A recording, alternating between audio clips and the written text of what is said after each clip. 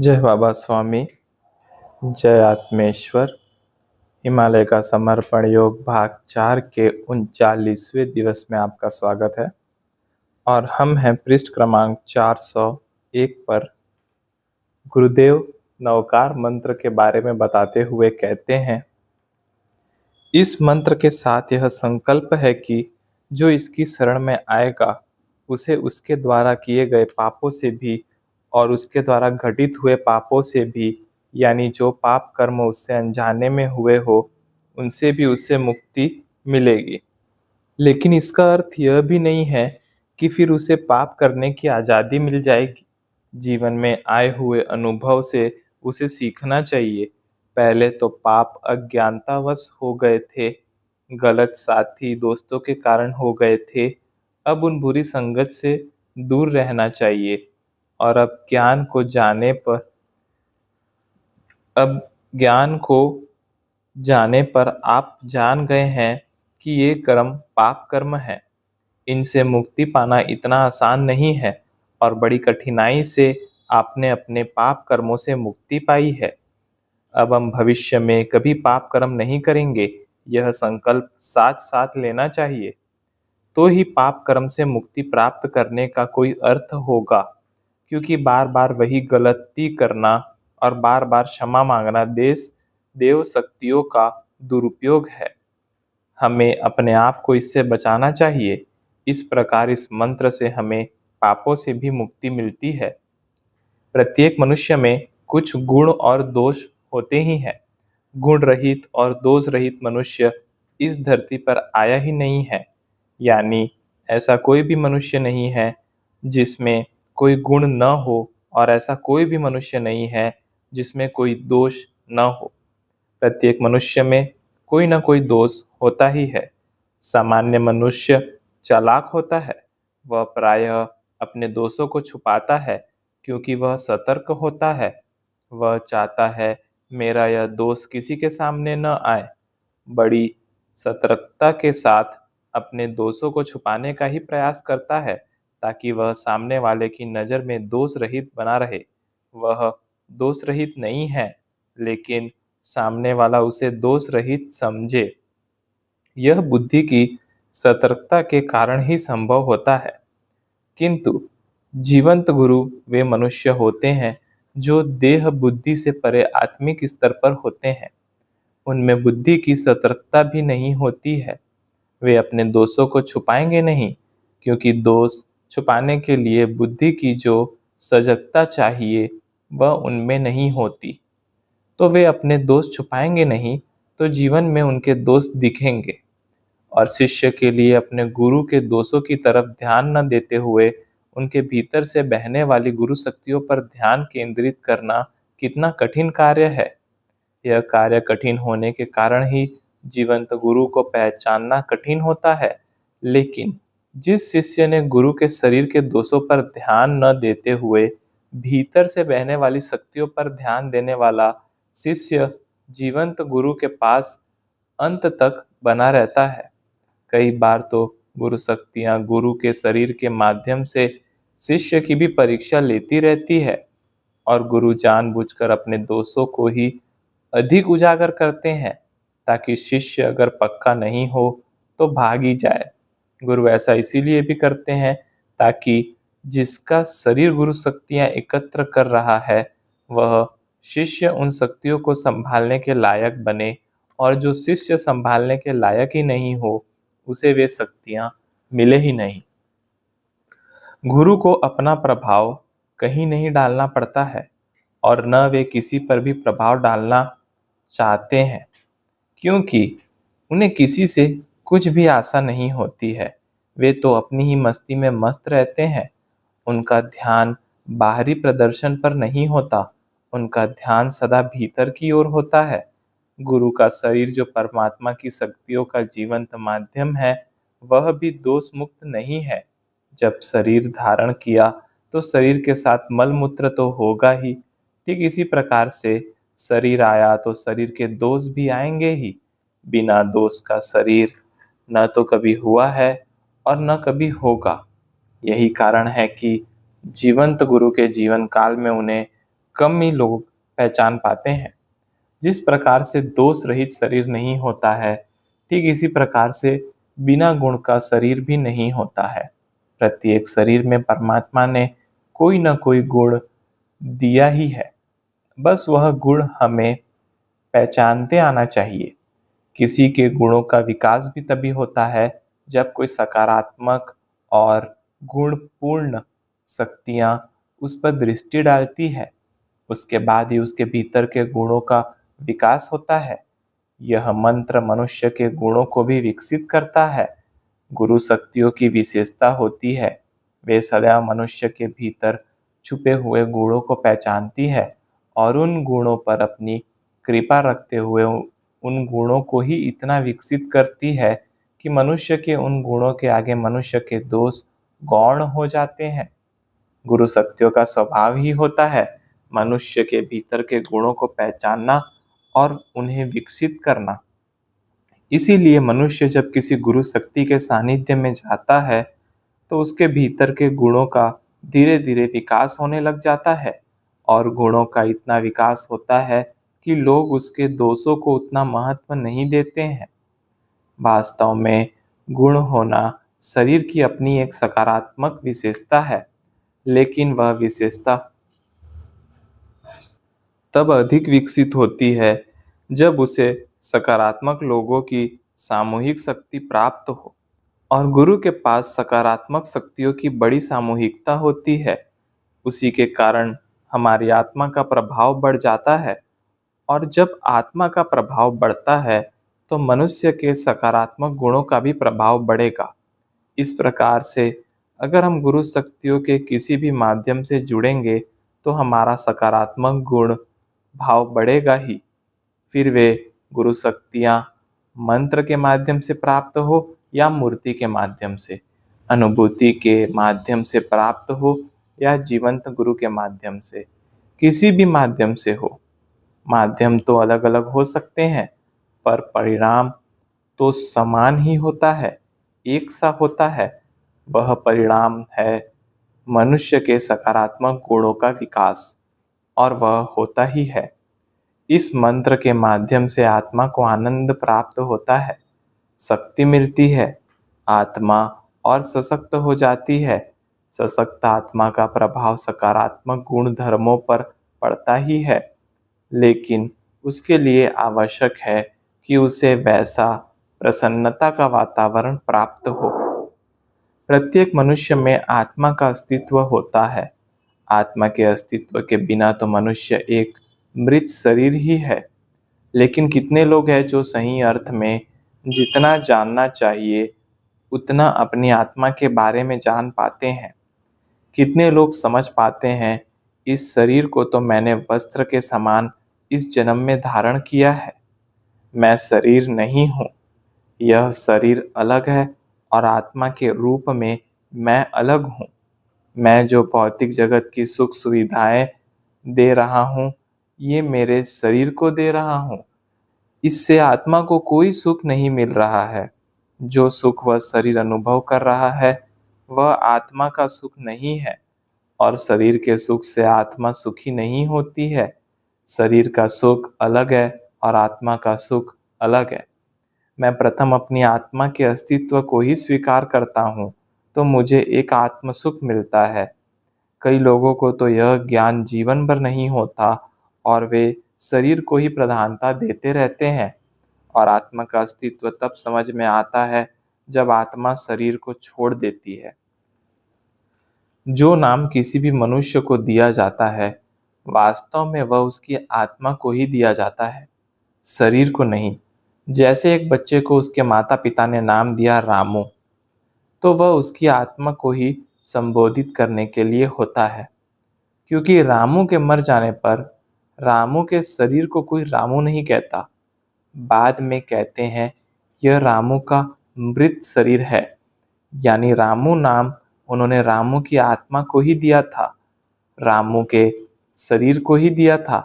रामू भले ही जीवन भर अपने शरीर को रामू समझे, भले ही लोग उस शरीर के रहते हुए उसे रामू समझे, पर वास्तव में रामू नाम तो उसकी आत्मा को संबोधित करने के लिए होता है। आत्मा को जानकर ही अगर उसका नामकरण किया जाए तो उस संबोधन और आत्मा में तालमेल होगा। अन्यथा आत्मा यदि गोरी हो और आप उसका संबोधन कालिया करेंगे तो यह तो विरोधाभास होगा और जिससे आत्मा को उस जन्म में विकसित होने का अवसर ही नहीं मिलेगा। जीवंत गुरु आत्मा से परिचित होते हैं और वे उस आत्मा के स्वरूप के अनुसार ही उसका नामकरण करते हैं और इसीलिए जीवंत गुरु के द्वारा नामकरण कराने की प्रथा प्राचीन काल से इस देश में है। आत्मा के अनुरूप ही नामकरण हो तो आत्मा प्रसन्न होती है, आत्मा को आनंद प्राप्त होता है। आत्मा को जब आनंद प्राप्त होता है, जब वह प्रसन्न होती है, तब वह आत्मा सशक्त होती है। दूसरा, इस मंत्र के जाप से मनुष्य को जीवन में यश प्राप्त होता है, क्योंकि सदा श्रम करने पर यश प्राप्त हो ही यह आवश्यक नहीं है। क्योंकि कई लोग होते हैं, वे कम प्रयास करते हैं लेकिन फिर भी उन्हें यश प्राप्त हो जाता है, और कुछ लोग ऐसे भी होते हैं जिन्हें अधिक प्रयास करने पर भी यश प्राप्त नहीं होता है। मनुष्य के प्रयत्न को भले ही 99 अंक हो, लेकिन एक अंक ईश्वरीय कृपा का भी होता है। वह जब तक नहीं मिलती, मनुष्य को अपने जीवन में सफलता भी नहीं मिलती। उस ईश्वरीय कृपा पर ही मनुष्य को उसके कार्य में यश मिलेगा या न मिलेगा, वह निर्भर करता है। मनुष्य के हाथ में यश नहीं है, उसके हाथ में केवल प्रयत्न है। कार्य में यश का मिलना सदा ईश्वरीय शक्तियों के ऊपर ही निर्भर करता है। इसलिए सभी प्रयत्नशील लोगों को यश मिलता ही है, यह आवश्यक नहीं है। तो यह जो यश है, जो मनुष्य के हाथ में नहीं है, वह भी इस मंत्र का जाप करने से मिलता है। और जीवन में यश तो महत्वपूर्ण है, क्योंकि यश के कारण ही उस मनुष्य के कार्य को याद किया जाता है। यश एक मापदंड है जिससे मनुष्य के प्रयत्नों को एक सम्मान प्राप्त होता है। मनुष्य को जीवन में अच्छा और खराब दोनों प्रकार का समय देखना पड़ता है, और कहते हैं कि मुसीबत आती है तो अकेली नहीं आती, वह साथ में कई और मुसीबतें लेकर आती है। और ऐसे समय मनुष्य एकदम टूट जाता है और वे सारी मुसीबतें मिलकर उसे मुसीबतों का एक बड़ा पहाड़ लगने लग जाती है। ऐसी मुसीबतों से जब मनुष्य घिरा हुआ हो, सभी प्रकार की मुसीबतें एक साथ आने से अगर पीड़ित हो और ऐसे कठिन समय में अगर वह इस मंत्र का जाप करे, तो यह मंत्र उन मुसीबतों को भी दूर करता है। और यह मंत्र जीवन में आई हुई सारी मुसीबतों को पहले एक एक करके अलग करता है और बाद में एक एक करके दूर करता है, और इस प्रकार सभी मुसीबतों को जीवन से दूर कर देता है। अगर कोई स्त्री इस मंत्र का जाप करती है तो वह अपने जीवन में कभी विधवा नहीं होती है, वह अखंड सौभाग्यवती बनी रहती है। यानी उसे कभी पति की मृत्यु का दुख सहन नहीं करना पड़ता है। इसलिए यह मंत्र स्त्रियों के लिए भी बड़े काम का सिद्ध हुआ है। मनुष्य के जीवन में कभी कभी भूत, प्रेत और पिशाच का भी डर होता है, और ये भी मनुष्य को जीवन में अलग अलग तरीकों से तंग करते हैं। इस प्रकार की भूत, प्रेतों और पिशाचों की तकलीफों से भी इस मंत्र से मुक्ति मिलती है। अब यह प्रश्न है, ये भूत बनते ही क्यों हैं? मनुष्य के जीवन में कोई भी कामना या वासना जब बहुत बड़ी हो जाती है और वह पूर्ण नहीं होती है, तो उस वासना को पूर्ण करने के लिए मनुष्य भूत योनि में जाता है और अपनी वासना को पूर्ण करता है। मनुष्यों का वैर भाव भी इस योनि में जाने के लिए उसे प्रेरणा देता है। सतत किसी के प्रति वैर भाव रखने से वह इतना अधिक हो जाता है कि वह मृत्यु के बाद भी समाप्त नहीं होता है, और उस वैर भाव के कारण वह आत्मा दूसरा जन्म भी नहीं ले पाती है और फिर वह भूत योनि में जाती है। पथ भ्रष्ट योगी भी भूत योनि में जाते हैं। मनुष्य जीवन में कई ऐसे पाप करता है जिन्हें करने पर उसे भूत योनि प्राप्त होती है। भूतों की बाधा से मनुष्य को बहुत पीड़ा होती है। इस मंत्र के प्रभाव से उन भूतों को भी मुक्ति मिलती है और मनुष्य भी उनकी तकलीफों से मुक्त होता है। इस जंगल में कई जंगली प्राणी हैं, जैसे शेर, बाघ आदि। लेकिन इस मंत्र का जाप जहाँ चलता है, वहां पर इस मंत्र का आभा मंडल बन जाता है और जंगली प्राणी उस आभा मंडल में आते ही नहीं है। वे इस मंत्र के प्रभाव से पास भी नहीं आते हैं। यह मंत्र इतना प्रभावशाली है कि यह मनुष्य को हिंसक प्राणियों से भी सुरक्षा प्रदान करता है। इस मंत्र के जाप का इतना प्रभाव है कि जो साधक इस मंत्र का जाप करता है, उसे कोई शत्रु जहर भी पिला दे तो उस जहर का उसके ऊपर कोई प्रभाव नहीं पड़ता है। यह मंत्र मनुष्य को जहर के प्रभाव से भी बचाता है। इस मंत्र का जाप करने से मनुष्य को मृत्यु के बाद देवलोक की प्राप्ति होती है। इतना प्रभावशाली यह मंत्र होता है। कई योगी योग साधना करके अपने जीवन को सफल बनाना चाहते हैं, लेकिन योग साधना जब तक पूर्ण नहीं होती है, मनुष्य को योग सिद्धि प्राप्त नहीं होती है। इस मंत्र के जाप से मनुष्य को योग में योग सिद्धि प्राप्त होती है।